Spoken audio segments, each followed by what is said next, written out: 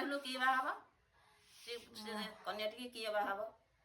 ସିଏ ତ ବଡ଼େଇ ପୁଅ ତ ତାକୁ ତିଆରି କଲା। ତିଆରି କଲାରୁ ସୁନାରୀ ସୁନା ପିନ୍ଧେଇଲା। ସୁନାରୀ ସୁନା ପିନ୍ଧେଇବାରୁ ତନ୍ତୀ ପୁଅ ବସ୍ତ୍ର କରିକି ପିନ୍ଧେଇଲା। ତାପରେ ରଜା ପୁଅ କହିଲେ କି ମୁଁ ତାକୁ ବାହା ହେବି ଜୀବନଦାନ ଦେଇକି। ସବୁ ହେଲା ପରେ ମାନେ ତନ୍ତୀ ବଢ଼େଇ ସୁନାରୀ ଯାହା ସବୁ ଯାହା ଯେମିତି କଲେ, ଧର ତା ଦେହରେ ପ୍ରାଣ ରଜା ପୁଅ ଦେଇନଥାନ୍ତେ ତାହେଲେ କ'ଣ କିଛି ହେଇପାରିଥାନ୍ତା କି? ମାନେ ତାଙ୍କୁ ସେ ବାହା ହବା କିଏ କହିଥାନ୍ତେ କି? ବାହା ହେଇପାରିଥାନ୍ତେ କି? ମତେ ଲାଗୁଛି କି ରଜା ପୁଅ ବାହା ହବା କଥା। ତତେ ଲାଗୁଛି ରାଜା ପୁଅ ବାହା ହବା କଥା? ରାଜା ପୁଅ ବାହା ହବନି। ଆଉ ତାହେଲେ କିଏ ବାହା ହବ? ରାଜା ପୁଅ ପ୍ରାଣଦାନ ଦେଲେ ନା, ଧର ସବୁ ହେଇକିରି ବି ପ୍ରାଣ ନଥାନ୍ତା ତାହେଲେ କ'ଣ ହେଇଥାନ୍ତା? କିଛି ହେଇପାରିନଥାନ୍ତା, ବାହା ହେଇନଥାନ୍ତା ତାଙ୍କୁ। ଆଉ ତାହେଲେ ରାଜା ପୁଅ ଜୀବ ଦେଲା